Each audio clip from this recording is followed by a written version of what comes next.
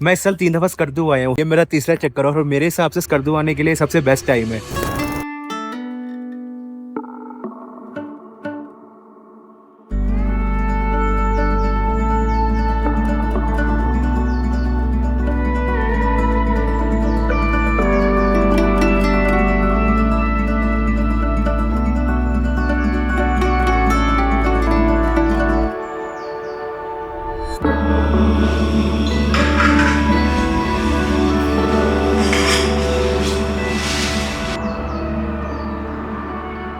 स्कर्दू की मुझे खास बात ये लगती है कि यहाँ पे आके आप इतने सारे ऑप्शन होते हैं ना। अगर आप एक दिन में दो करके भी एक्सप्लोर करें ना, तो सारे टूरिस्ट स्पॉट्स एक्सप्लोर करने के लिए आपको कम से कम 10 दिन चाहिए होंगे। अभी इस तरह के यहाँ पे सर्दी बहुत ज़्यादा है, तो मेरी मर्जी कि मेरे पास आज के दिन है, तो आज के दिन में मैं ज़्यादा से ज़्यादा स्कर्दू को ना जितने से पॉइंट्स आपको मैं दिखा सकूँ वो मैं आपको दिखाऊँ, क्योंकि मेन पॉइंट्स कवर कर लिए थे, लेकिन कुछ पॉइंट्स ऐसे हैं जहाँ पे मैं भी आज तक नहीं गया, तो उम्मीद करता हूँ कि वो पॉइंट्स आपको भी पसंद आएंगे। ये स्कर्दू का मशहूर रेडियो पाकिस्तान चौक है जो मेन स्कर्दू सिटी और एयरपोर्ट के बिल्कुल दरमियान में है, और मैं भी हमेशा ये रेडियो पाकिस्तान चौक में आकर रुकता हूँ, क्योंकि जो मेरा फेवरेट होटल है वो बिल्कुल इसके बराबर में ही है। होटल रूम की डिटेल और मेरा ये 2 दिन पे टोटल कितना सा खर्चा आया है छोटे से स्कर्दू ट्रिप का, वो मैं आपको शाम में बताऊंगा। हम लोगों का प्लान था कि इस दफा हम लोग जीप पे तो आए हैं तो चुंदा वैली की तरफ चलते हैं, तो सिंपली मैंने मोबाइल पर चुंदा वैली की लोकेशन डाली तो उसने हमें चुंदा वैली वाले रूट पे डाल दिया। स्कर्दू से तकरीबन 13-14 किलोमीटर का ट्रेवल डिस्टेंस है।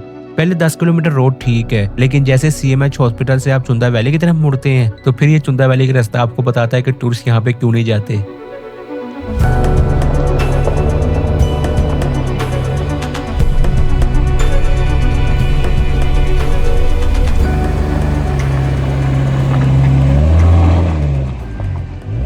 ये टोटल 4 किलोमीटर का ऑफ रोड है, और मैं इसे थोड़ा सा एक्सट्रीम ऑफ रोड कहूंगा, क्योंकि इसमें मिट्टी और पत्थर तो है ही, लेकिन ये ट्रैक भी काफी नैरो है, और कई दफा सामने से अगर लोकल जीप या ट्रैक्टर वगैरह आ रहा हो तो आपको बड़ी मुश्किल होती है रास्ता देते हुए। कार वाला ट्रैक ये बिल्कुल भी नहीं है, इस पे तब भी है अगर आपके पास अपनी 4x4 है और आप ऑफ रोडिंग के शौकीन है। बाकी CMS से एग्जैक्टली 4.5 किलोमीटर बाद ये चुंदा वैली आ जाती है। कुछ जगह होती है वो आप वर्ड्स में नहीं बता सकते, चुंदा वैली भी ऐसे ही है, खूबसूरत जगह है और पुरसकून जगह है। और मैं यहाँ पे आता कि शायद मुझे ऑटम मिल जाए, लेकिन अभी यहाँ पे ऑटम आया नहीं। असल में मुझे अभी स्कर्दू आके पता लगेगा जो ऑटम के दिन है ना वो 20 अक्टूबर के बाद शुरू होता है, जो सही ऑटम है। मैं शुरू अक्टूबर पे आगे मुझसे गलती हो गई है। वैली है कि मैं आपको ड्रोन से दिखा सकता था, लेकिन मेरा ड्रोन भी यहाँ पे नहीं हो रहा, क्योंकि पास ही एयरपोर्ट है और वो ऑथराइज अनलॉक नहीं हो रहा, क्योंकि यहाँ पे इंटरनेट भी नहीं है, तो ड्रोन शॉट इसके वैली दिखा सकूंगा। बाकी इसको जो विजिट करने का बेस्ट टाइम है वो यहाँ ऑटम है, यहाँ ब्लॉसम है।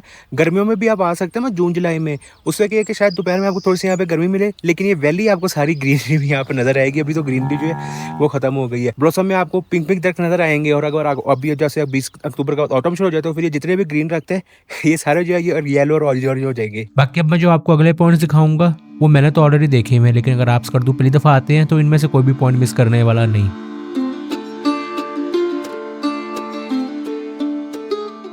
ये मेन कचूरा वाला चौक है। अगर आप यहाँ से राइट हैंड मुड़ जाए तो ये रास्ता सीधा जगलोट की तरफ जाता है। हम लेफ्ट मुड़ रहे हैं कचूरा की तरफ। जैसे ही आप यहाँ से लेफ्ट मुड़ कर थोड़ा सा सफर शुरू करते हैं तो रोड मतलब कि ठीक है, ना खराब है ना बुरा है, लेकिन एक रोड टूटा हुआ है, तो यहाँ पे थोड़ी सी स्पीड आपकी कार की कम होगी। होटल ना यहाँ कचूरा में बहुत सारे बने हुए हैं, लेकिन काफी सारे अभी बंद भी हो गए हैं। सीजन में जब हम आते हैं ना जून जुलाई में, तब यहाँ पे ना कमरा जो होटल का ना काफी मुनासिब मिल जाता है, क्योंकि स्कर्दू में आपको बताया मैंने कि मेन सिटी में वैसे भी होटल थोड़े से महंगे है, तो यहाँ पे जो ना बजट फ्रेंडली होटल जो काफी सारे बने। लेकिन अब ऑफ सीजन होने की वजह से काफी सारे होटल बंद है, तो यहाँ पे अगर आपको होटल लेते हैं तो शायद आपको फैसिलिटीज ना वैसी ना मिले, तो ये आपने थोड़ा सा माइंड में रखना है। और नेटवर्क भी यहाँ पे जैज मोबाइलिंग चल रहा है, और एस्कॉम तो चलता ही है, जैज मोबाइलिंग पे भी 4G चल जाता है।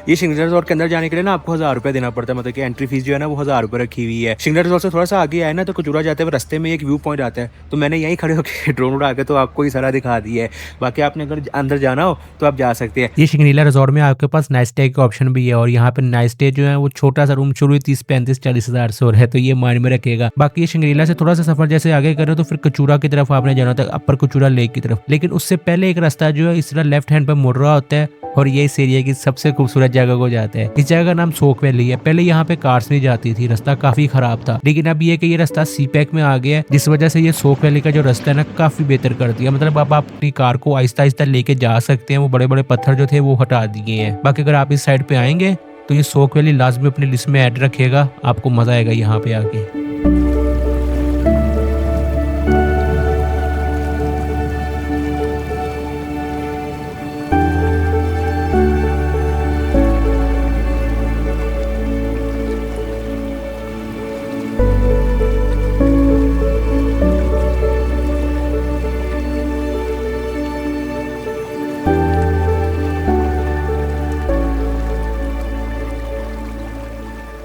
मोस्टली टूरिस्ट जब कचूरा वाली साइड पे आते थे ना, तो सोक वैली भी ना उनकी मर्जी होती थी घूमने की, लेकिन वो रास्ते की वजह से आ नहीं सकते थे। लेकिन ये कि अब जो है ना, यहाँ पे आना आसान हो गया। नेक्स्ट एक ऑप्शन आपको यहाँ भी है, यहाँ भी काफी सारे होटल्स बन गए। और अगर आपको पीसफुल जगह पे अपना नाइट गुजारने का शौक है ना, कैंपिंग करने का शौक है, यहाँ पे कैंपिंग स्पॉट भी बने हुए हैं, तो आप यहाँ पे नाइट स्टे कर सकते हैं। नेटवर्क ये कि यहाँ पे एस्कॉम का ना फोन हो जाता है। अभी मैंने गाड़ी में बैठ के चेक किया है, जो फोन है ना वो भी पीछे पीछे चल रहा है। ये जो एंड पॉइंट है सोक वैली का, यहाँ पे फोन भी नहीं चल रहा। तो अगर यहाँ बिल्कुल एंड पॉइंट को, जो होटल वगैरह है वो एंड पॉइंट पे है, तो अगर आप यहाँ पे नाइट स्टे या नाइट कैंपिंग करते हो तो फिर नेटवर्क यहाँ पे अवेलेबल नहीं होगा। ये थोड़ा सा आपको ध्यान रखना पड़ेगा। बाकी ये मेन कचूरा रोड से सोक वैली का ट्रैवल डिस्टेंस सिर्फ 1.5 किलोमीटर का है। और मेन कचूरा रोड की बात करें, जो कचूरा लेक की तरफ जा रही है, तो ये पहले काफी खराब होती थी। इस पे कुछ जगह आती थी जहाँ से कार बड़ी मुश्किल से गुजरती थी, लेकिन वो अब रिपेयर कर दी गई है। तो अब जो कार है वो आपकी इजीली आखिरी पार्किंग तक चली जाएगी। ये इसकी आखिरी पार्किंग है और आपने इसकी आखिरी पार्किंग तक ही आना है। इसके पीछे क्या रीजन है वो मैं आपको बताता हूँ अभी थोड़ी देर में। पार्किंग के आपको यहाँ पे 100 रुपए देने पड़ेंगे। कार आपकी सेफली पार्क हो जाती है और यहाँ से आपका पैदल सफर शुरू हो जाता है। और कोशिश करिएगा अगर आप यहाँ पे आ रहे हैं तो अपने पास शूज अच्छे लेके आए। ट्रैकिंग इतनी मुश्किल तो नहीं है, लेकिन शूज हो तो आसानी हो जाती है। आखिरी पार्किंग का मैं आपको इसलिए बोल रहा था कि जब आखिरी पार्किंग से आप अपना पैदल सफर शुरू करते हो तो नीचे जाते हुए आपको सिर्फ 5 मिनट लगते हैं। कचूरा लेकर रास्ते में आपको इस तरह शॉप से मिलती हैं और यहाँ पे आपको इनका लोकल ड्राई फ्रूट और यहाँ पे इनके जो लोकल मतलब ज्वेलरी वगैरह वो मिल जाती है। बाकी एक लास्ट में स्टेयर्स बने हुए हैं, तो बड़े आराम से आप 5 से 7 मिनट में इजिली कचूरा लेक तक पहुंच जाते हैं।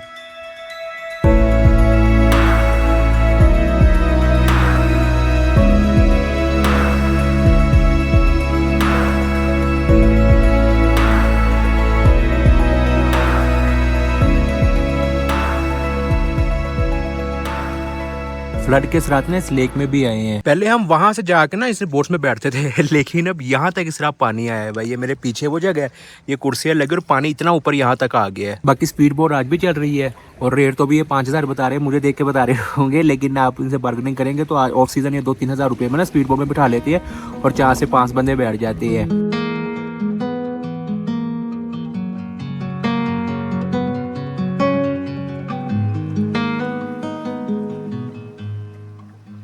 जूस ये खुबानी का था और मज़ेदार था और इतना यहाँ पे मज़ा आ रहा है ना। यहाँ पे सिर्फ 2 तरह की आवाज़ें हैं, एक पानी की जो पानी की लेयर से आगे टकरा रही है उसकी, उसके अलावा हवा की।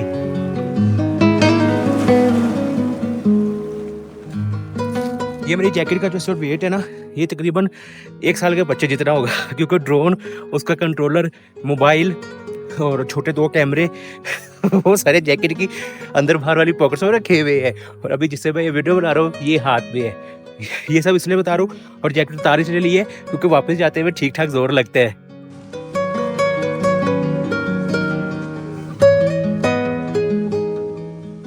अगर तो आप पापा की तरह फिट है तो फिर तो आपको लगने सारे 10 मिनट ऊपर जाते हुए लेकिन अगर आप मेरी तरह फिट है फिर आपको 15 मिनट लग जाएंगे वापस ऊपर आखिरी पार्किंग तक पहुंचते पहुंचते। क्योंकि पापा 10 मिनट में पहुंच गए थे और मुझे 15 मिनट लग गए हैं ऊपर आते हुए।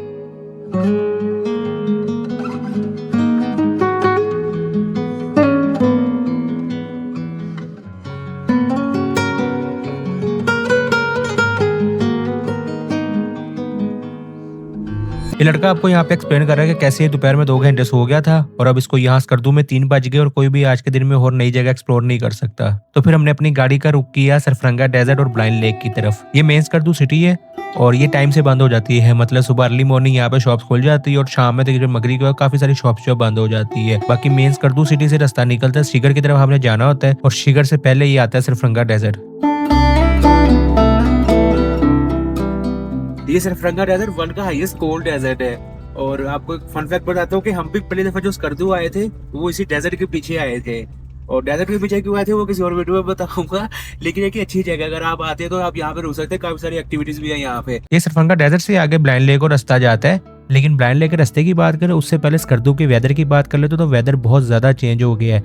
मतलब कि रात को और अर्ली मॉर्निंग ठीक ठाक सर्दी होती है और दोपहर में अगर बहुत ज़्यादा तेज़ भी धूप हो तो वेदर नॉर्मल हो जाता है, आपको गर्मी फील नहीं हो रही होती। तो अगर आपने स्कर्दू आना तो पूरी तैयारी करके जा रही है और ये डे बाय डे सर्दी तो ना पड़ेगी। बाकी सरफरंगा डेजर्ट से ब्लाइंड लेक का ट्रैवल डिस्टेंस तकरीबन 16 किलोमीटर है। 10 किलोमीटर तक जो रोड है ना वो बड़ा बेहतरीन है। एग्जैक्टली 10 किलोमीटर बाद ये इस तरह चौक आता है और यहाँ से आपने लेफ्ट मुड़ जाना था ब्लाइंड लेक की तरफ। यहाँ से 6 किलोमीटर ट्रेवल डिस्टेंस है ब्लाइंड लेक का। रास्ता सारा ही टूटा हुआ है लेकिन कार आहिस्ता आहिस्ता चली जाती है। मैं खुद जून में कार पे गया था। और अगर आप आ रहे हैं शिगर साइड पे तो ब्लाइंड लेक लास्ट में अपनी लिस्ट में ऐड रखेगा क्योंकि यहाँ पे बहुत कम लोग आते हैं।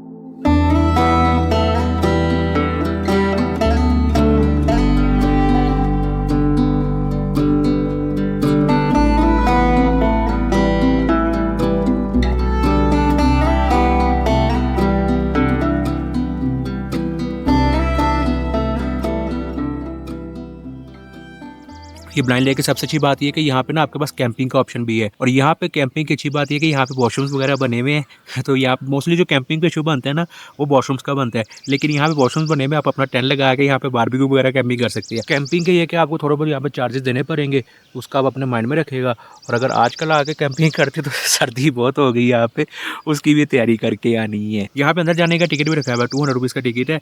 अंदर मैं इस दफ़ा नहीं जा रहा क्योंकि अंदर मेरा काम ड्रोन से ही हो गया है।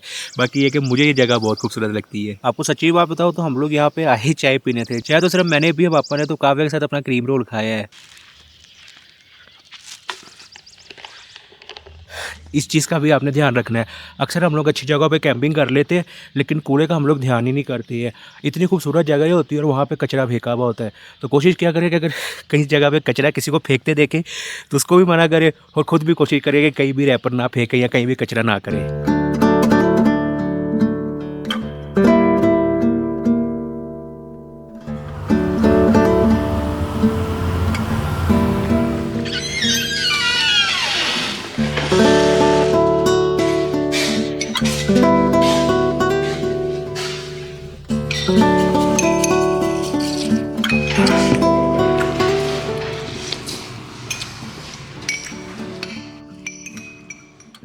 खाने के लिए बहुत बहुत शुक्रिया।